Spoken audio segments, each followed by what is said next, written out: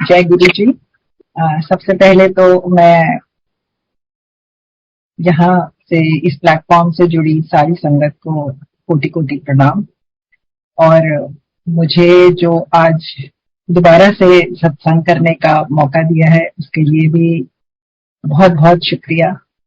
और जो सबसे सुंदर बात होती है जब जब भी हम सत्संग करते हैं, तो जब इस तरह का जो शब्द कीर्तन होता है और हम जब उसको सुन रहे होते हैं, तो एक एक हम ट्रांसफॉर्म हो जाते हैं, ट्रांसपोर्ट हो जाते हैं हम मंदिर में और उस समय में। और बिल्कुल ऐसा दिमाग में बिल्कुल वो लाइव चलना शुरू हो जाता है, क्योंकि हर शब्द के साथ हमारी कुछ कुछ यादें जुड़ी होती हैं कि जब ये चलते थे तब ऐसा होता था, वैसा होता था।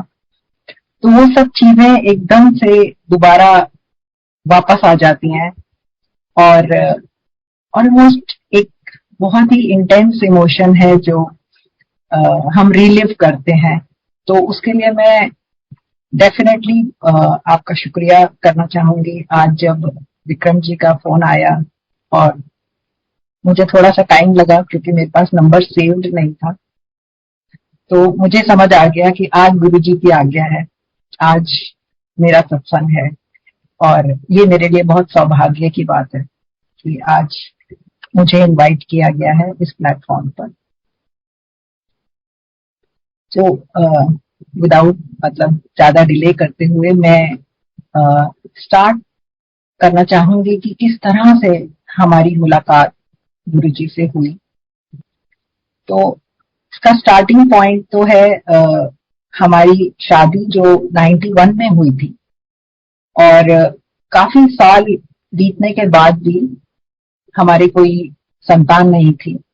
और मेरे हस्बैंड के आकाश सेठी अंकल हैं, उनके एक बहुत ही करीबी मामा जी, नॉट रियल बट काफी करीबी मामा जी, जो लगातार हमारे घर आते थे, उन्होंने एक दो बार ऐसे मेंशन किया कि हमारे एक गुरु जी हैं, चलो तुम उनके पास चलो। बट संगत जी, मैं आपको बताऊं कि एक वक्त होता है और शायद हर किसी के हिस्से में एक तपस्या लिखी हुई है इससे पहले कि वो गुरु जी के दरबार पहुंचे। और गुरु जी का बुलावा आता है जब आपका समय आता है, और उसके बाद तो जो कृपा होती है उसका तो बखान शायद ही मैं इस एक घंटे में कर पाऊं। उस कृपा के तो हम आ, हर पल और आज तक और इस मोमेंट तक मैं शुक्राना करती हूँ गुरु जी का, जिन्होंने हमें इस काबिल समझा कि अपने दरबार में हमें बुलाया। तो लगातार मामा जी के एक या दो बार कहने के बावजूद भी कुछ ऐसा हुआ कि हम नहीं जा सके, और समय बीतता रहा। कुछ हम डॉक्टर्स के भी चक्कर काटते रहे, और ऐसा हुआ कि फिर 98 की ये बात है, अराउंड जून की, मेरे हस्बैंड की तभी एक पोस्टिंग कश्मीर में थी, वो खत्म हुई थी और हम वहां से लौट रहे थे। और लौटे और हम जैसे ही हमने घर में कदम रखा तो हमने देखा कि मामा जी वहां बैठे हुए थे, और मामा जी ने वही बात फिर से दोहराई। और हमने कहा कि ठीक है, अब आप इतनी बार बोल चुके हैं, और वो शायद हमारा बुलावा भी था। और हम, मेरे ख्याल से, मुझे एग्जैक्टली याद नहीं है, उसी शाम को हम अगले दिन मामा जी के साथ प्रोग्राम बना के एम्पायर स्टेट के लिए रवाना हो गए। जब हम वहां पहुंचे तो गुरुजी बिल्कुल कैजुअली ड्रेस्ड और अपने कारपेट पर वो बैठे थे, जमीन पर। और मामा जी की तरफ देख के उन्होंने इशारा किया कि भाई कौन है। तो मामा जी ने मुझे कहा कि आप जाओ, गुरुजी को बताओ कि आपकी क्या प्रॉब्लम है। तो मैं गई और मैंने गुरुजी के कान में थोड़ा धीरे से कहा कि गुरुजी, शादी को इतने साल हो गए हैं और कोई औलाद नहीं है। तो गुरुजी ने बड़े आराम से मुझे एक बात बोली, हाजिरी लानी पड़ेगी। जो मुझे टू बी वेरी ऑनेस्ट उस समय समझ नहीं आई कि हाजिरी कहाँ लगानी है मुझे और क्या करना है मुझे। लेकिन मुझे, और ये भी बड़ा हमें एडवांटेज होता था कि जो पुरानी संगत होती थी उनसे हमें बहुत चीजें समझने का मौका मिलता था। तो उन्होंने कहा कि कुछ नहीं है, आपको गुरुजी के दरबार में आते रहना है। तो ये सिलसिला फिर शुरू हुआ। मामा जी के ऊपर बड़ी कृपा थी गुरु महाराज की। उन्होंने, उनका बाईपास होना था। मैं बहुत ब्रीफ में उनका सत्संग बताऊंगी कि उनका बाईपास एक बार डॉक्टर्स ने शेड्यूल किया और वो गुरुजी के पास एक शाम पहले गुरुजी के पास बैठे थे और उन्होंने गुरुजी को बताया कि इस तरह से मेरा कल बाईपास है, तो मैं आपका आशीर्वाद लेने आया हूँ। तो गुरुजी ने उनको कुछ जल प्रसाद दिया और कुछ उनको दिया जो, जिसके बारे में मुझे बहुत ज्यादा नहीं पता क्योंकि मैं वहां नहीं थी। लेकिन ऐसा उन्होंने, गुरुजी ने कुछ जल प्रसाद उनको दिया जिसको पीकर जब वो अगले दिन, और गुरुजी ने उनको ये भी कहा कि जा तू ऐश कर। और अगले दिन जब वो हॉस्पिटल गए तो सरप्राइजिंगली डॉक्टर्स ने जब उनका एग्जामिनेशन किया, उन्होंने कहा आपको किसने वो कहा है कि आप आपका ऑपरेशन होना चाहिए। तो उन्होंने दिखाई अपनी पुरानी रिपोर्ट्स। तो डॉक्टर्स वर ज़ैप्ड। उन्होंने कहा कि हमें नहीं पता कि अब क्या हुआ है, लेकिन ये वाली स्थिति तो अब बिल्कुल भी नहीं है आपके, और आप जाइए घर, आपका कुछ कोई ऑपरेशन नहीं होगा। तो विद दैट वो बैकग्राउंड में ऑलरेडी हमें ये बात कुछ कुछ पता थी कि गुरु कृपा मामा जी पर हुई है। और जब मामा जी ने कहा तो हम भी एक, जिसे कहते हैं कि जैसे तमाम हम चीजें करने के बाद हम थोड़े हताश हो चुके थे, तो हमें लगा कि जब मामा जी ने कहा तो हम तब हमारा मन मान गया और हम चले गए। तो हाजिरी लगाने की बात फिर इस तरह तय हुई समय के साथ कि हमें समझ आया कि गुरुजी ने कहा कि हफ्ते में एक बार आ जाया करो, जो हमें काफी सूट करता था क्योंकि हम दोनों वर्किंग थे। और ऐसा हफ्ते में, मेरे हस्बैंड पालम एयरपोर्ट पे काम करते थे, तो उनका हफ्ते में ऐसे एक दिन ऑफ डे होता था जिस पर हम जरूर चले जाते थे। और तब गुरुजी का दरबार हर दिन लगता था, हर दिन, कोई दिन छुट्टी नहीं होती थी, तो आप किसी भी दिन जा सकते थे। तो हम जाने लगे और जाते जाते काफी टाइम होने लगा। और ये हमारा एक सिलसिला होता था कि हम जाते थे, वहां बैठते थे, गुरुजी बहुत सारा प्रसाद अपने हाथों से सारी संगत को देते थे और बहुत स्वादिष्ट कड़ा प्रसाद होता था। वो गुरुजी खुद अपने हाथों से गरम गरम सबके हाथों में भरते थे और हम ऐसे वहीं पे खड़े होकर खाते थे, क्योंकि ये बिल्कुल वहां पर हिदायत थी कि अगर यहाँ खाओगे तो ये प्रसाद है, ये आपकी जो प्रॉब्लम्स हैं उसको सॉल्व करता है। लेकिन अगर आप बाहर ले जाते हो तो उसकी जो वो है, मतलब घर ले जाते हो या आप वहां से, उसकी महिमा कम हो जाती है। तो हम सबको हिदायत थी कि वहीं खाना है, तो हम सब वहीं खड़े होके खाते थे और शब्द कीर्तन चलते थे। और जब बड़े अच्छे सुंदर, कई बार ऐसे मौके होते थे जब गुरुजी पुरानी संगत के सत्संग कराते थे, तो वहां पर हम सुनते थे कि किस तरह से सबके ऊपर कैसी कैसी कृपा हुई है। और संगत जी, मैं आपको बताऊं कि सब तरह के लोग वहां आते थे। बड़े बड़े पॉलिटिशियंस आते थे, हमारे जैसे कॉमन कॉमन मैन जिसे कहें कि नौकरी पेशा लोग आते थे, बिजनेसमैन आते थे। सब लोगों के लिए दरबार बिल्कुल खुला था। लेकिन ऐसा जरूर होता था कि सिर्फ वही वहां पर टिकते थे जो एक तरह की श्रद्धा के साथ गुरुजी से जुड़ जाते थे, और लोगों का अपने आप ही वहां पर आना जाना बंद हो जाता था।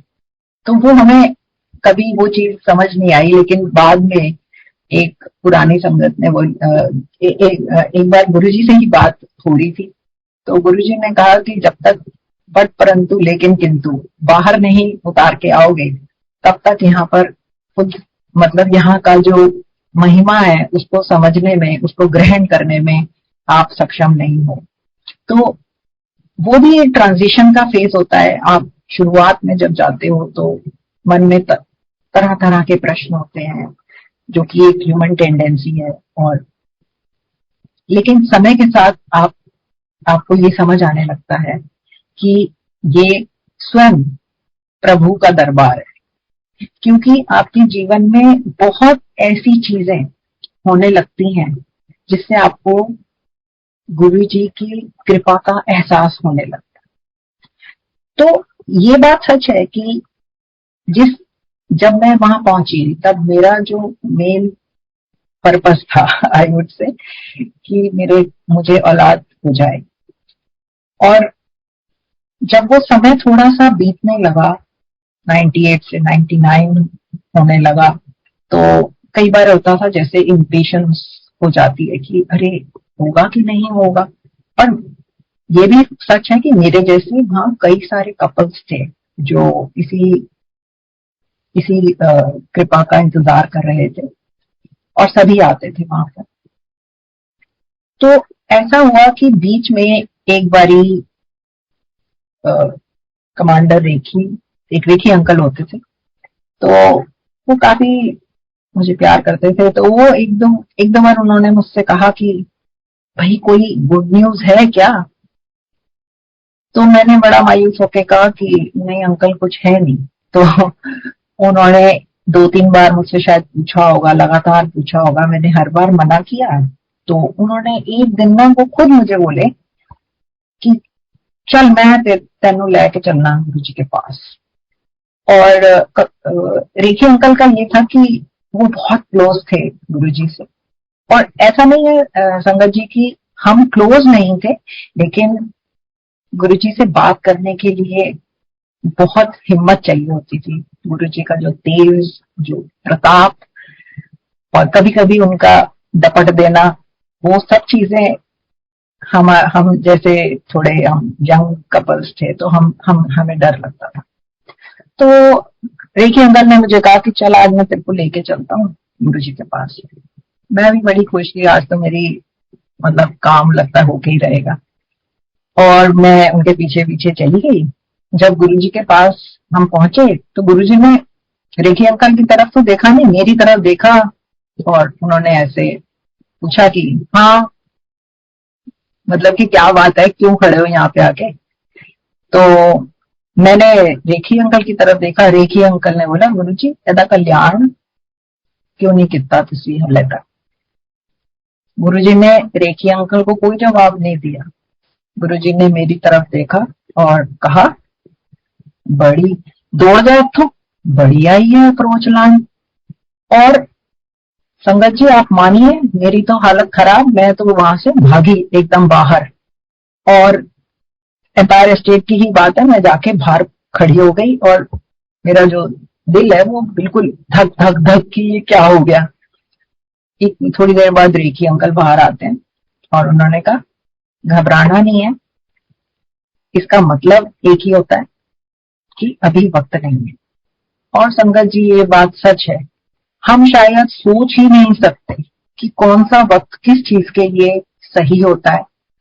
वो गुरु जी जानी जान, उनको सब पता होता है कि किसके लिए कब क्या चीज सही वक्त में गिनी जाएगी। तो वो जो सरेंडर है, जब तक वो आप उस चीज को अपने इंटरनलाइज नहीं करते, आपको ये बात समझ में नहीं आती कि जब गुरु आपके साथ आ गया तो उसके बाद आपको चिंता नहीं करनी। उसके बाद वो देख रहे हैं कि आपको कब क्या और कैसे उन्होंने संभालना है। तो जैसे कि अभी हम सुन भी रहे थे शब्द कीर्तन जिसमें सतगुरु होए दयाल ता दुख न जानिए, हर रंग मानिए श्रद्धा पूरी है। तो ये जो शब्द है इनका ये नहीं है कि ये सिर्फ कोई कीर्तन है, इन सब के पीछे जो अंडरस्टैंडिंग है उस इमोशन के साथ जब आप जुड़ते हैं तो आपको समझ आता है कि गुरु जी की कृपा कितनी अपार थी, और जब आप जुड़ जाते हैं तो वो किस तरह से आप पर बरसती है। तो मैं वापस अपने सत्संग पे आती हूँ कि जब मुझे डांट पड़ गई तो मैं बाहर आ गई, और रेखी अंकल ने मुझे कहा कि बेटा अभी वक्त नहीं है, तो तू मतलब उन्होंने मुझे काफी मोटिवेट किया कि कभी मन में कोई वो मत लाना, मन छोटा मत करना, तुमको गुरुजी ने कह रखा है हाजिरी लगानी है, और हाजिरी जो है तुम्हारी लग रही है जितनी बार तुम आ रहे हो। अच्छा, जो एक बहुत इंटरेस्टिंग बात होती थी कि जब भी मैं गुरुजी के सामने हम मत्था टेकते थे तो गुरुजी मुझे कहते थे वो तेरा की ना है, और मैं सोचती थी कि गुरुजी यहाँ सबको तो नामों से बुलाते हैं, और ऐसा कैसे हो रहा है कि मुझे 1.5-2 साल हो गए और हर हफ्ते ही हम आ रहे हैं, मैं हर बार बताती हूँ कि मेरा नाम पूनम है। तो मुझे कई बार बड़ा ऐसा मन में आता था कि गुरुजी को मेरा नाम नहीं याद होता, और तब मुझे एक संगत ने बताया कि जितनी बार आपका नाम गुरुजी बुलवाते हैं उस समय आपकी उनके दरबार में हाजिरी लग रही है, और गुरु स्वयं मतलब खुद ही, हम अब सभी जानते हैं कि वो खुद ही प्रभु थे, वो खुद ही भगवान थे। तो उनका ही दरबार था जिसमें हम जाके मत्था टेक रहे हैं और हमारी हाजिरी लग रही थी। तो ये सिलसिला चलता रहा, और एक दिन ऐसा हुआ कि मेरे हस्बैंड का एमबीए में सिलेक्शन हो गया।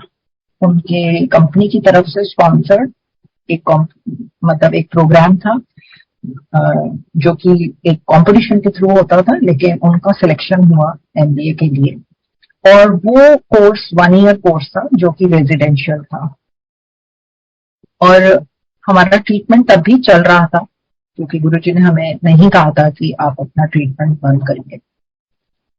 तो सबसे पहले जब मेरा ख्याल आया, बजाय इसके कि मैं खुश होती कि भाई मेरे हस्बैंड का सिलेक्शन हुआ है, मैं परेशान हूं।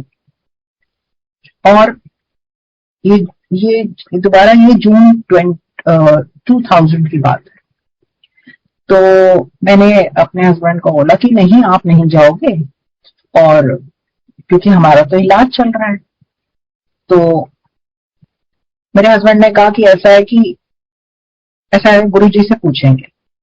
और संगत जी, ये हम सच बताएं कि बहुत उस समय ऐसा होता था कि हम अपनी हर बात जाके गुरुजी से पूछ लेते थे, या हमें वहां पर ही उन चीजों के जवाब मिल जाते थे, और तब तक थोड़ी हमारे अंदर कहें कि भाई जाने से थोड़ी हिम्मत आ गई थी, और हम गुरुजी से पूछ भी लेते थे हिम्मत करके, कोई अगर बहुत ही इस तरह का दुविधाजनक स्थिति होती थी। तो उस दिन जब हम वहां पहुंचे और मत्था हमने टेका, तो मेरे हस्बैंड ने गुरुजी को बताया, गुरुजी इस तरह से मेरा एमबीए में सिलेक्शन हो गया है, क्या करना चाहिए। तो गुरुजी ने कहा कि अपॉर्चुनिटी नॉक्स ओनली वंस। और गुरुजी के ऐसे वन लाइनर्स बहुत होते थे जो कि बड़े रिमार्केबल होते थे, एंड विच एक्चुअली अगर हम सोचें उनके बारे में तो उनके पीछे बहुत गहरा मतलब होता था। तो गुरुजी बहुत कैजुअली उन्होंने कहा कि अपॉर्चुनिटी नॉक्स ओनली वंस, जाना चाहिए।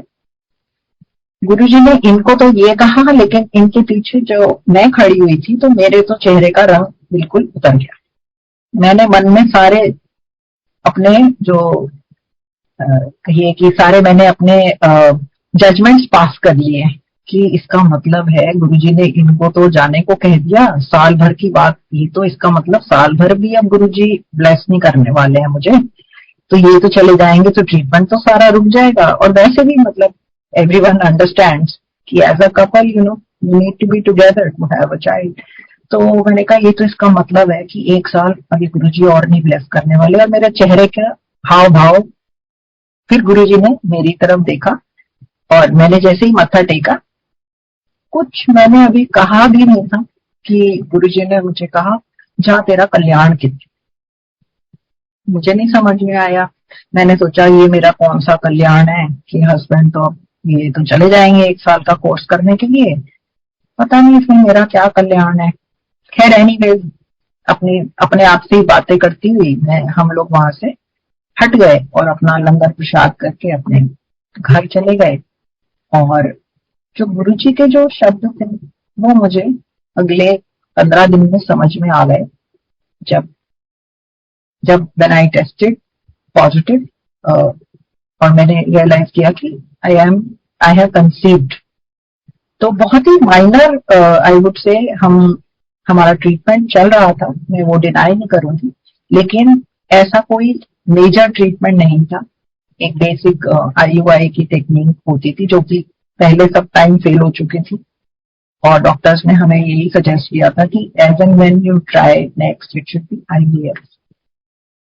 तो गुरु जी की कृपा से संगत जी हमारे जीवन में वो एक बहुत बड़ा मोड़ आया और मैंने कंसीव किया बिना IVF के। IUI एक बेसिक प्रोसीजर है, उसके उसके उसके थ्रू मैंने कंसीव किया अब मेरा बड़ा बेटा। और जब ये सब हमें कंफर्म हो गया कि हाँ पॉजिटिव है रिजल्ट, तो हमने सोचा कि अब तो हमें जाके गुरुजी को बताना चाहिए कि ये हमारा कल्याण हो गया है जो गुरुजी ने कहा है। और जैसे ही हम एम्पायर स्टेट में मुड़ के गुरुजी के सामने मत्था टेकने के लिए पहुंचे, और ऑब्वियसली मेरे चेहरे पे एक अलग ही खुशी थी। तो जैसे ही मैं गुरुजी के पास पहुंची और मैंने सोचा कि मैं अब गुरुजी से शेयर करूंगी, गुरुजी ने बोला हल्ले किसी ने नहीं दसना। मुझे समझ ही नहीं आया कि गुरुजी को किसने बता दिया, क्योंकि मैंने किसी को नहीं बताया था except me and my husband.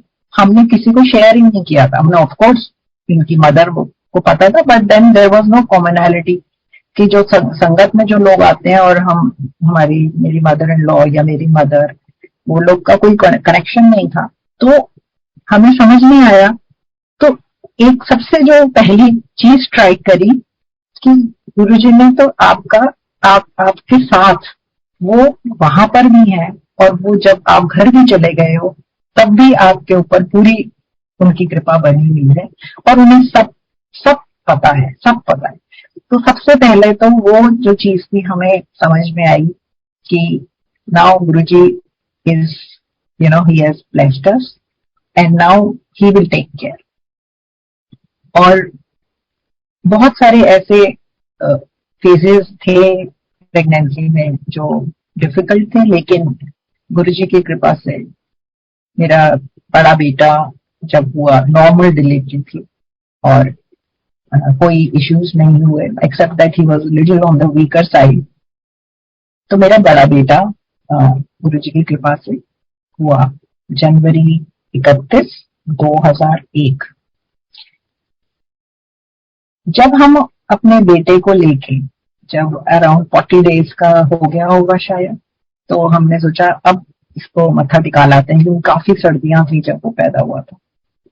तो हम जब उसको लेकर वहां गए तो मैंने जैसे ही गुरुजी के पास उसको बिठाया तो गुरुजी ने उसको ब्लेस किया, और गुरुजी ने मुझे तुरंत ही बोला कि एक मुंडा होर ले ले। अब मुझे नहीं समझ में आया, मैं तो हैरान, मैं परेशान, मैंने कहा ये गुरुजी ने ये क्या कह दिया, एक मुंडा होर ले ले। और मैं बड़ा अपनी तरफ से सोचूं कि नहीं अब इसको छोड़ के मैं बच्चे को दोबारा से अपना ट्रीटमेंट वगैरह करूं, नहीं मुझे नहीं चाहिए। मतलब मन में मैंने सोचा, मैंने ना हाँ का ना का, मैंने मन में सोच लिया कि नहीं मुझे नहीं चाहिए।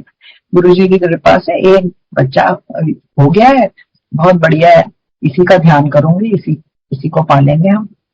और मन में यह भी आया कि इतने सारे कपल्स हैं, चलो अच्छा रहेगा गुरुजी सभी को ब्लेस कर दें, मैं क्या लालच में हाँ हाँ बोलती जाऊं।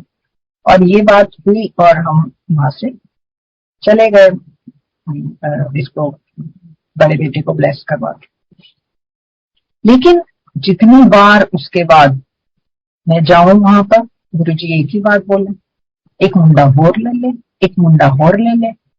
अब मुझे मुझे तो समझ ही ना आया कि गुरुजी क्यों बोले जा रहे हैं। फिर ना कहीं एक मुंडा और ले ले, एक मुंडा और ले ले। तो ये ऐसा हुआ कि साल भर बाद ही ऐसी कोई मेरे हस्बैंड की पोस्टिंग आ गई कैलकाटा। कैलकाटा में भी कोई एक राजबंद करके एक जगह है जो कि थोड़ी सी अ, अच्छी पोस्टिंग नहीं काउंट होती है। वहां पे काफी कई बारी कई ऑफिसर्स के साथ कुछ बहुत बदसलूकी वगैरह भी हुई है। एनीवे, तो हम लोग बहुत कीन नहीं थे कि वो वहां जाएं, और हमने अपनी तरफ से पूरा प्रयास किया कि ये पोस्टिंग किसी तरीके से कैंसिल हो जाए। सब कुछ कर लिया, पता लगा कि नहीं हो रही कैंसिल, अब तो जाना ही पड़ेगा। तो मेरे हस्बैंड और हमने सोचा कि चलो हम जाके गुरुजी से ब्लेसिंग्स ले आते हैं और फिर आप जाइए। मैंने हस्बैंड को कहा कि आप जाइए, और मैं तो दिल्ली यूनिवर्सिटी में पढ़ाती हूँ, तो मेरे लिए तो पॉसिबल नहीं था कि मैं उनके साथ जा पाती तो उस टाइम पर। तो मैंने कहा अब आपको ही जाना पड़ेगा फिलहाल। तो मेरे हस्बैंड ने कहा कि ठीक है, गुरुजी के पास चलते हैं और उनसे ब्लेसिंग लेके मैं जाता हूँ अपने इस ट्रांसफर पर। तो जब हम गुरुजी के पास पहुंचे और गुरुजी को इन्होंने बताया कि गुरुजी इस तरह से मेरी वहां वेस्ट बंगाल में पोस्टिंग हो गई है, तो गुरुजी ने कहा हाँ जाओ मच्छी खा लो, ऐसे करके कुछ उन्होंने मजाक किया। तो मेरे हस्बैंड तो हैरान, तो उन्होंने कहा कि गुरुजी मैं तो खाता नहीं हूँ, मैं तो वेजिटेरियन। कहते अच्छा। तो इससे पहले कि वो कुछ और वार्तालाप होता, मैंने ही बड़ा आगे बढ़ के बोल दिया गुरुजी आप तो कहते रहते हो एक मुंडा और ले ले और ले ले, और अब आप कह रहे हो कि चले जा तू पोस्टिंग पर। तो गुरुजी ने मेरी तरफ देखा, फिर वो थोड़ा हंसे और उन्होंने मुझे बोला कि चल जा, तेरा कल्याण कितना। अब उन्होंने ऐसे बोल दिया, पर मैंने सोचा मेरा कोई ट्रीटमेंट वगैरह तो चल नहीं रहा है, तो मैंने इतना उस बात पे इतना ध्यान नहीं दिया। लेकिन जो और भी बात हुई इंटरेस्टिंग, तो उन्होंने इनको बुलाया, आकाश को, मदर सेठी अंकल को, और गुरुजी ने बोला ओ कुछ टेक्निकल प्रॉब्लम हो गई है, तेरी पोस्टिंग कैंसिल। तो ये सब बातें हमने सुन ली। और संगत जी बहुत ऐसा होता था कि बहुत चीजें इतनी फास्ट आपकी तरफ आती थी ना कि आपको उनकी बात समझने में कई बार थोड़ा समय भी लग जाता था। और ये बात हमको अगले दिन ही समझ में आई। हुआ यूं कि सुबह जब हम सो के उठे, काफी सुबह सुबह मेरे हस्बैंड को फोन आता है उनके हेडक्वार्टर से कि आपकी जो पोस्टिंग है फिलहाल वो स्टॉल कर दी गई है, मतलब कि रोक दी गई है, तो आपको अब नहीं जाना है वहां पर। और हम इतने हैरान कि जिस पोस्टिंग के लिए हमने सारे हथकंडे अपना लिए थे वो तो हमसे तो रुकी नहीं थी।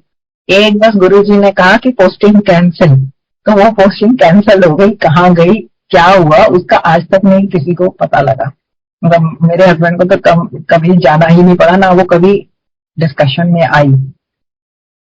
तो ये एक बड़ी इंटरेस्टिंग डेवलपमेंट था। और क्योंकि मैंने तो खुद ही तब बोल दिया था कि गुरुजी आप पोस्टिंग पे भेज रहे हो, तो वो बात भी अब गुरुजी ने तो उस बात को भी इम्पोर्टेंस देनी थी।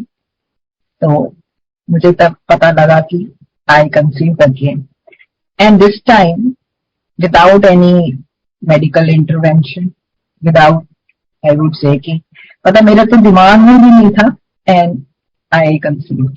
तो उस तरह से मेरा दूसरा बेटा मैंने कंसीव किया, और वो 2002 दिसंबर में वो पैदा हुआ नॉर्मल डिलीवरी।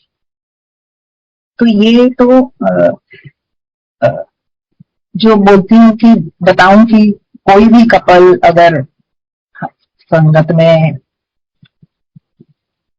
उसके पास संतान नहीं है, अगर मैं उनकी दुख दर्द को बहुत अच्छे से समझ सकती हूँ कि किस तरह से over a period of time आप सब चीजों से कटने लग जाते हैं, क्योंकि हर जगह वही वार्तालाप होता है, हर जगह वही बात होती है, रिलेटिव्स भी वही बात करेंगे। तो बहुत परेशानी का वो वक्त होता है। लेकिन वो गुरुजी ने किस तरह से हमारे वो दिन बदले और इतने आराम से वो बदले कि if I just look back तो मुझे विश्वास ही नहीं होता कि गुरुजी ने ऐसे 2 साल में मुझे 2 बच्चे दिए, हेल्दी बच्चे दिए, नॉर्मल डिलीवरीज हुई मेरी, और और वो कृपा चलती ही जा रही है। तो उसके लिए तो मैं सोचती हूँ कि शायद मैं अगले 7 जन्म तक भी गुरुजी का शुक्राना करूं तो वो कम है। अब ये एक एस्पेक्ट था। और कई बार गुरुजी ऐसा होता था कि जब मैं जाती थी वहां पे, तो ऐसे गुरुजी को पता था कि मैं कॉलेज में पढ़ाती हूँ। तो एक दिन मेरे को कहते हैं कि की पढ़ाती है तू? मैंने कहा गुरुजी इकोनॉमिक्स। वैसे मैं कॉमर्स पढ़ाती हूँ, लेकिन कॉमर्स में इकोनॉमिक्स का पेपर पढ़ाती थी उन दिनों। तो मुझे कहते हैं अच्छा, व्हाट इज मनी सप्लाई? अब मैं अपने दिमाग के सारे घोड़े दौड़ा रही हूँ और अपनी तरफ से, इससे पहले कि मैं कोई जवाब देती, गुरुजी कहते जा फेल है। एंड मतलब मैं काफी एम्बेरेस्ड, मैं सोचूं कि अरे ये तो मैं जवाब ही नहीं दे पाई, ये तो बहुत क्या हो गया ये। और वहां से मैं वापस आके दोबारा से अपनी किताबें खोल के कि मुझे क्या बोलना चाहिए था उस मोमेंट में, like a stupid person. To be very honest Sangat ji, गुरु जी के सामने सारी नॉलेज फेल है और सारी बनावट बेकार है। वो आपको थ्रू एंड थ्रू जानते हैं। तो एनीवेज वो एक, मैं इसलिए बता रही हूँ कि there were these light hearted moments also. जब मतलब गुरुजी कई बार बहुत मजाकिया मूड में भी होते थे, तो इस तरह की बातें होती थी। तो एक बार ऐसा हुआ कि मेरे हस्बैंड की पोस्टिंग हो गई बॉम्बे, 2004 की बात है। तो गुरुजी ने मतलब ये चले गए और 1 साल ये वहां पर थे बॉम्बे में, नहीं 2003 में ये चले गए। तो आप सोचिए कि अभी 2001 में मेरा पहला बेटा और 2002 के एंड में मेरा दूसरा बेटा और 2003 में आकाश की पोस्टिंग हो गई बॉम्बे। तो मेरे पास ये दोनों छोटे बच्चे और किसी तरह से मेरा जॉब भी था, तो मैं अपना मैनेज कर रही थी, विच वॉज वेरी डिफिकल्ट।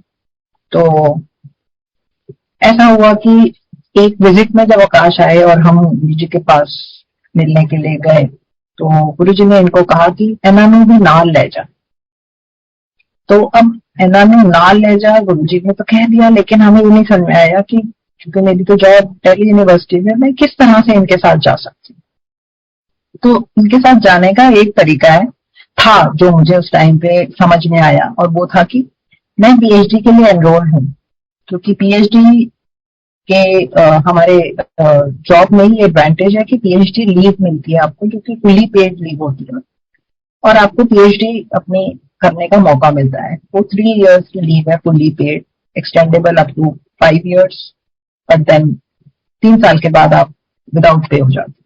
लेकिन पॉइंट इज की that there is a provision, तो ये प्रोविजन है, लेकिन अपने आप में बहुत टेढ़ा जो काम है वो है कि दिल्ली यूनिवर्सिटी में पीएचडी के लिए एनरोल हो पाना।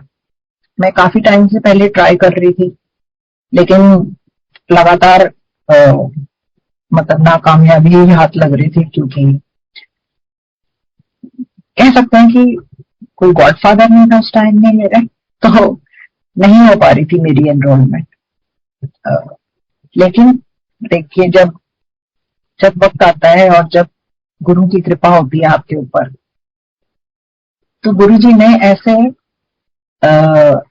ऐसा समा बना मेरे साथ कि मैं गई, और जो मेरे अल्टीमेटली जो मेरे सुपरवाइजर बने, वो तब नए नए प्रोफेसर बने थे डिपार्टमेंट में, तो उनके अंडर सीट्स अवेलेबल थी।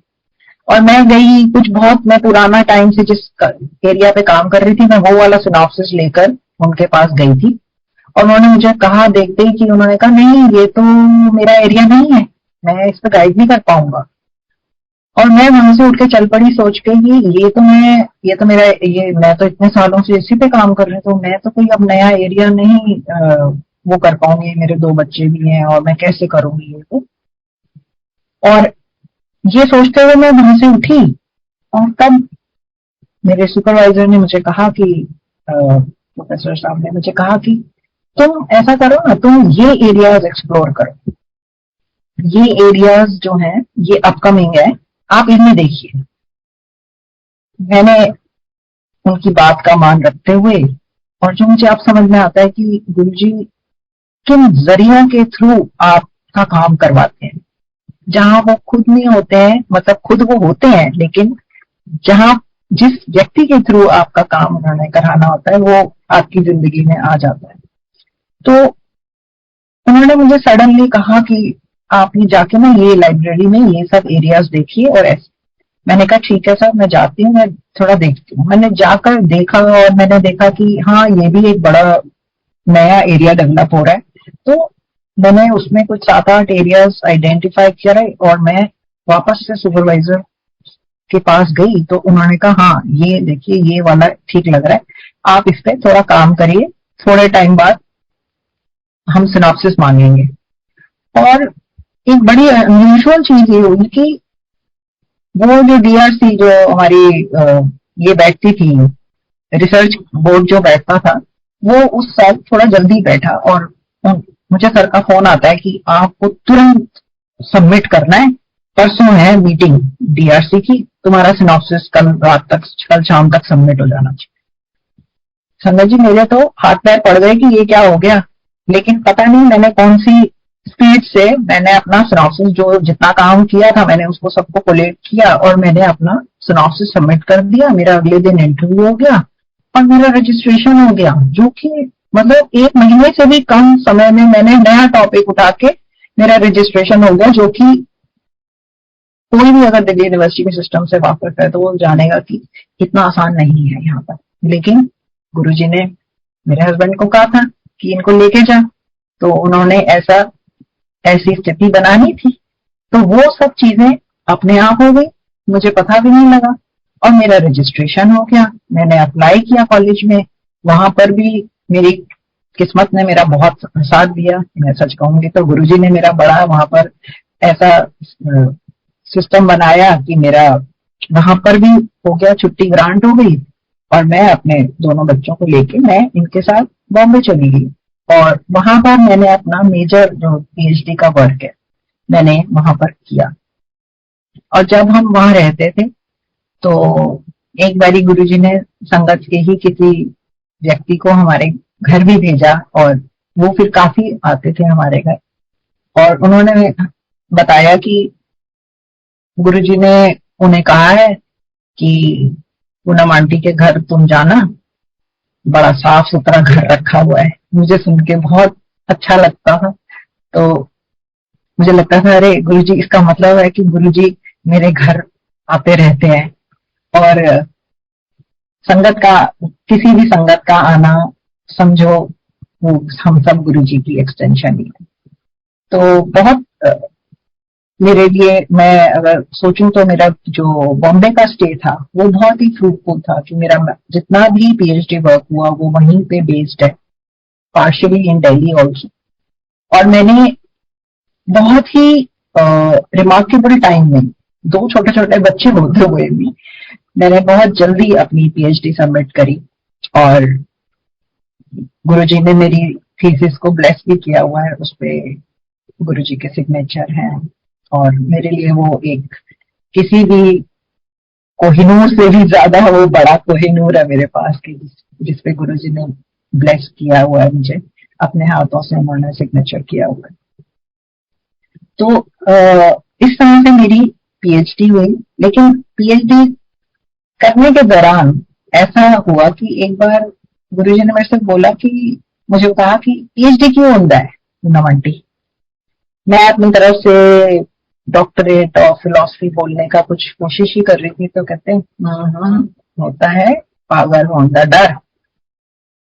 तो मुझे बहुत हंसी आई, मैंने कहा पागल होने डर, बट मुझे ये भी समझ में आ गया कि ये बहुत सही बात है, क्योंकि आधे लोग वाकई पगला जाते हैं पीएचडी करने में, क्योंकि वो इतने लंबे समय तक पीएचडी चलती है कि आप बहुत ज्यादा मतलब मेंटली भी ना उसमें एनग्रॉस हो जाते हो, काफी परिवार के ऊपर भी इम्पैक्ट आता है अगर आप समझदारी से ना चलो तो। तो मेरे केस में तो गुरुजी ने मुझे पागल होने से तो बचा ही लिया डेफिनेटली, क्योंकि मेरी पीएचडी इतनी सुपर फास्ट स्पीड पे हुई फॉर वट एवर रीजन। मतलब मैं कोई आज रीजन नहीं पिन पॉइंट कर सकती। द वेरी फैक्ट कि मैं बॉम्बे रह रही थी और वहां पर कॉर्पोरेट वर्ल्ड सबसे ज्यादा है, और मेरा जितना मेरा रिसर्च वर्क था वो कॉर्पोरेट वर्ल्ड से रिलेटेड था। मेरा कॉर्पोरेट गवर्नेंस से मैंने काम किया हुआ। तो या तो वो बेस वहां पे बहुत बड़ा था, उसका एडवांटेज था मुझे। तो मेरा मेरा काम बहुत स्मूथ हुआ और बहुत जल्दी हुआ। एंड 2.5 ईयर, मतलब मैंने 3 साल भी पूरे कंप्लीट नहीं किया, मैंने 2.5 ईयर्स में सबमिट कर दी और मैं पागल होने से बच गई टू बी मतलब गुरुजी के ही शब्दों में अगर कहूँ तो इस तरह से मेरी पीएचडी भी हो गई और बच्चे भी गुरुजी की कृपा से हो गए। तो जीवन तो ऑब्वियसली बड़ी अपने पेस पे चलता रहता है। बच्चे बड़े हो रहे थे और सडनली 2005 की बात है कि बॉम्बे में जो फ्लैश फ्लड्स आए थे, उस दिन की मैं बात बताती हूँ कि मुझे ध्यान नहीं आ रहा 5 है या 6 है, I could be wrong, but जब वो फ्लैश फ्लड्स आए थे 26 जुलाई था। तो मेरे हस्बैंड ऑफिस गए हुए थे और ये वहां से अपना जब चले हैं तो हमारी सोसाइटी में काफी पानी भर चुका था। और मैंने इनको फोन करके बोला कि यहाँ बहुत ज्यादा पानी है और मैं तो सजेस्ट करूंगी कि आप गाड़ी ऑफिस में ही छोड़ दो। तो इन्होंने मुझे बताया कि नहीं, मैं तो ऑफिस से तो मैं निकल चुका हूँ और हम रास्ते में हैं। और रास्ते का भी ये हाल था कि कई गाड़ियां बीच में ही खराब पड़ी हुई थी। तो ये बोले कि मुझे लगता नहीं है कि हमारी गाड़ी के लिए रास्ता बनेगा घर तक आने का। मैंने कहा यहाँ तो आप आइए भी मत, क्योंकि जितनी गाड़ियां वहां खड़ी थी वो सब डूब चुकी थी पानी में। इतना पानी भर चुका था वहां पे और पानी कहीं जा नहीं रहा था और टोटल अंधेरा हो चुका था क्योंकि पूरी मुंबई की लाइट कट चुकी थी। कुछ मतलब बहुत ही गंदा आयु से वो मैंने अपने जीवन का एक बहुत ही डरावनी रात। दोनों छोटे छोटे बच्चे और इनके साथ मेरा कनेक्शन खत्म हो गया था क्योंकि इनका फोन की जो बैटरी थी वो खत्म हो गई थी।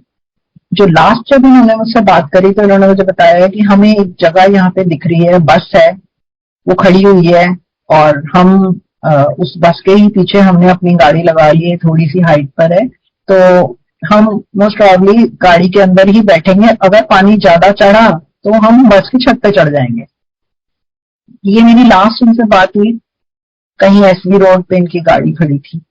और इसी के साथ मैं बताना चाहूंगी कि उस रात में बॉम्बे में बहुत लोगों की, मतलब वो उनकी लास्ट डे था। बहुत लोग जो गाड़ियों में सोए रह गए वो गाड़ियों में ही सोए रह गए। बहुत लोग नालों में बह गए। बहुत ज्यादा कैजुअलिटी हुई थी उस एक दिन में बॉम्बे में। और सुबह मुझे बिल्कुल पता नहीं लग रहा, मैं पूरी रात बस गुरुजी के फोटो के आगे ही बैठी रही और मुझे नहीं समझ में आ रहा था कि क्या होने वाला है। और नेक्स्ट डे जब मॉर्निंग भी हुई तो मुझे इनके बारे में कुछ भी पता नहीं लग पा रहा था कि ये लोग कहाँ हैं, किस हाल में हैं। और ये करीब, लेकिन मुझे फिर करीब 12-1 बजे के आसपास मुझे इनके किसी और, मतलब एक और रेजिडेंट हमारी कॉलोनी के थे, वो तब तक पानी में तैर के और कैसे वो वहां पहुंच गए। तो उन्होंने बताया कि नहीं, मैंने देखा था उनकी गाड़ी वहां खड़ी हुई है और वो लोग उसमें बैठे हुए हैं, तो आप चिंता ना करो, देर सवेर वो आ जाएंगे घर पर। और ये करीब शाम को 5-6 बजे के आसपास लौटे। तो वो मैंने उस दिन मैंने देखा कि मेरे हस्बैंड के जो ऑफिस में जितनी गाड़ियां खड़ी थी वो सब मतलब पानी में डूब के बिल्कुल जीरो हो गई, वो बिल्कुल जीरो हो गई। और जो गाड़ियां घर पहुंच गई थी वो भी सब जीरो हो गई, क्योंकि वो सब भी पानी में डूब, और जिनकी खड़ी थी उनकी भी डूब गई, जो बाद में भी आए होंगे या कहा जहां उन्होंने भी जगह ढूंढी होगी, सबकी गाड़ियां बेकार हो गई। मतलब गुरुजी ने ऐसा एक स्पॉट बनाया जहां ये लोग पूरी रात बैठे रहे हैं और टू बी मतलब यहाँ पे मैं बहुत मुंबई वालों की तारीफ करूंगी कि उन्होंने ऐसे सब जो स्ट्रैंडेड लोग खड़े थे वहां पे लोकलाइट्स ने आकर वहां पर बहुत सबको चाय बिस्किट और जिस तरह से भी हेल्प दी जा सकती है वो सब उन्होंने वहां पर किया। तो गुरुजी ने इनको बिल्कुल हाथों पे रखा और सेफ इनको घर पहुंचाया। तो वो एक और मेरा सत्संग है जो मैंने आपके साथ अभी शेयर किया। सत्संग तो बहुत है, मुझे पता नहीं है कि कितने मेरे पास टाइम है। तो मेरे से हाँ जी, मेरे से जुड़े मेरे ब्रदर्स का भी मेरा थोड़ा सा सत्संग है जो मैं बताऊंगी कि एक रात को मेरे बड़े ब्रदर गुरुजी के मंदिर से ही वापस लौट रहे थे। तो एक पॉइंट पे आके उनकी रेड लाइट पे गाड़ी खड़ी हुई थी और सडनली सामने से कुछ यंग बॉयज जैसे होते हैं वो बहुत तेज उनकी गाड़ी आ रही थी और वो वहां से उन्होंने रेड लाइट जंप करते हुए उन्होंने वो बीच का जो डिवाइडर था उसके ऊपर से वो गाड़ी आई इतनी स्पीड से और आके वो मेरे ब्रदर की गाड़ी के ऊपर बॉनेट पे चढ़ गई और मेरे ब्रदर ने ऐसा ब्रेक लगा रखी थी और मतलब वो एक करीब 2-4 सेकंड्स के लिए दोनों गाड़ियों का आपस में ऐसे ऊपर नीचे चल रहा है और फिर सडनली वो गाड़ी वापस से नीचे को चली गई। लेकिन जितना डैमेज कार को हुआ था ना, वो अगर 1 इंच और आगे खड़ा होती वो गाड़ी तो वो जो दूसरी तरफ से गाड़ी आई थी ना वो बिल्कुल मेरे ब्रदर वाली साइड को हिट करती और मेरे ब्रदर भाभी उस गाड़ी में बैठे हुए। बट गुरुजी की कृपा थी कि उनको एक खरोंच भी नहीं आई, एक खरोंच भी नहीं आई और इतना इम्पैक्ट था कि गाड़ी पूरी उनकी आगे से बिल्कुल वहां रेड लाइट पे खड़े खड़े मतलब उनकी गाड़ी का फ्रंट बिल्कुल खत्म हो गया था। लेकिन गुरुजी ने ऐसे उनको बिल्कुल बचाया जो कि अपने आप में एक और हमारा सत्संग है कि गुरुजी की जब कृपा होती है तो कोई भी ताकत आपका कुछ नहीं बिगाड़ सकती है। और इसी बात को मैं आगे एक सत्संग और है जो मैं बहुत मेरे जीवन का बहुत इम्पोर्टेंट सत्संग है कि 2013 की बात है कि मैं मेरे हस्बैंड एक पार्टी में गए हुए थे और पार्टी में हम लोग सब डांस कर रहे थे और अचानक से ना मेरे हस्बैंड की ऐसे तबीयत खराब हुई और ये जाके ना ऐसे थोड़ा साइड में जाके बैठ गए। तो मैंने डांस करते हुए मैं ऐसे ही पूछा, मैंने क्या हुआ? कहते नहीं कुछ ठीक नहीं लग रहा। तो मैंने कहा अच्छा, मैंने कहा बताओ क्या करना है? तो बोले कि नहीं कुछ नहीं, ठीक हो जाऊंगा, मैंने शायद बहुत देर बाद खाया है तो मेरे को ऐसा लग रहा है। तो मैंने भी ज्यादा सोचा नहीं है और हम अपनी बातें करने लग गए। थोड़ी देर बाद मैंने देखा कि नहीं इनकी तबीयत कुछ ठीक नहीं लग रही है। तो मतलब फॉर्चुनेटली उस टाइम पे इनके फ्रेंड जो खुद गंगाराम में डॉक्टर हैं वो भी वहां थे। तो उन्होंने इनकी तरफ देखा और उन्होंने इन्हें बोला कि भाई सेठी क्या बात है, ठीक है तबीयत? तो इन्होंने कहा नहीं ठीक है। तो उन्होंने कहा अच्छा चल ठीक है 5 मिनट देख लेते हैं। तो 5 मिनट बाद भी इनकी तबीयत ठीक नहीं हुई और शायद इनको एक वॉमिट भी आया और तब उन्होंने कहा कि ऐसा है कि अब हम जाएंगे हॉस्पिटल। तो बिल्कुल बीच में ही पार्टी रोकी सबने और फिर वही मैं कहूंगी कि जैसे उस व्यक्ति में गुरुजी स्वयं समा गए और उन्होंने अपनी गाड़ी में इन्हें और हम दोनों वहीं बैठ गए और हम चल पड़े और वो रास्ते से ही उन्होंने सारा स्ट्रीमलाइन किया गंगाराम में इमरजेंसी में। रात के 11:30-12 बजे की बात है। तो स्ट्रीमलाइन कर दिया। तो जैसे हम वहां पहुंचे तो वहां पर इनका तुरंत से वो हुआ ईसीजी वगैरह हुआ जो कि खराब आया काफी। तो उन्होंने बोला कि नहीं अब इनको ओटी में लेके हम जा रहे हैं और हम वहां पर जाके देखते हैं। और वहां पर उन्होंने डिटेक्ट किया कि इनका 100% ब्लॉकेज था। तो डॉक्टर ने बोला कि वो स्टेंटिंग होगी। तो हम मेरे को तो कुछ समझ में भी नहीं आया कि ये क्या हो रहा है, नहीं हो रहा है। लेकिन जैसा कि मेरे मतलब सेठी अंकल का जो सत्संग है, अगर आप सुनेंगे तो वो उन्होंने अपने सत्संग में बताया हुआ है कि मुझे सारी बातें सुनाई दे रही थी जो डॉक्टर्स बात कर रहे थे कि मायोकार्डियल इंफाक्शन है, और अ, जिस मतलब ये आ गए हैं तो होपफुली। तो बट जो मेरे हस्बैंड जैसे बता रहे हैं कि मुझे ऐसा लगा कि मेरा तो अब ये वक्त आ गया है। लेकिन तभी उनको ऐसे गुरुजी दिखाई दिए, और गुरुजी ने उनको कहा कि जो तू कर रहा है ना, तू वही करता रहे, अभी तेरे काफी काम है। तो एंड ही सेड कि मुझे एकदम से होश आया, और मुझे एकदम समझ आ गया कि मैं यहाँ पर हूँ, और डॉक्टर्स ने कहा कि ऑपरेशन ठीक ठाक हो गया है, स्टेंटिंग हो गई है, कोई चिंता का विषय नहीं है। एंड मतलब मैं बहुत ही ब्रीफ में बता रही हूँ, उसमें मुझे बुलाया गया और बताया गया ये सब हो गया है। एंड संगत जी, अगर आप सोच सकते हैं तो आज की डेट में हम देखते हैं कि किस तरह से एक मिनट नहीं लगता कि व्यक्ति चला जाता है आपके हाथ से। और यहाँ पर शायद कोई प्रॉब्लम थी जो बन रही थी सेठी अंकल के शरीर में, क्योंकि ऑब्वियसली कोई ट्रिगर तो कहीं ना कहीं पे होता ही है। और किस तरह से गुरुजी ने वो दिन ऐसा सब चीजें अपनी तरफ से सजा के रखी, मैं कहूंगी कि वो डॉक्टर उस पार्टी में आए थे और उन्होंने सारा कुछ ऑर्गेनाइज कर दिया। और चूंकि अदरवाइज अगर क्या होता कि अगर जैसे तबीयत खराब होती है, हम कहते हैं कि चलो घर चलते हैं, और अगर हम घर जाते तो मुझे नहीं पता, मैं ना तो उस बारे में सोचना भी नहीं चाहती।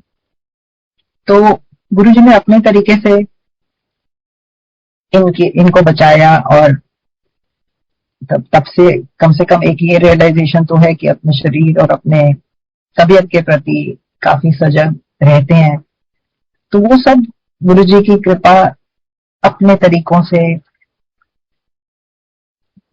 संगत जी आती रहती है, और जिसके लिए हम चाहे कितना भी शुक्राना करें वो कम है।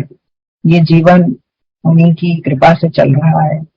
और ऐसा नहीं है, जैसा कि मैंने आपको बताया, कि ऐसा नहीं है कि परेशानियां कभी आती नहीं या आपके जीवन में कठिनाइयां नहीं आती।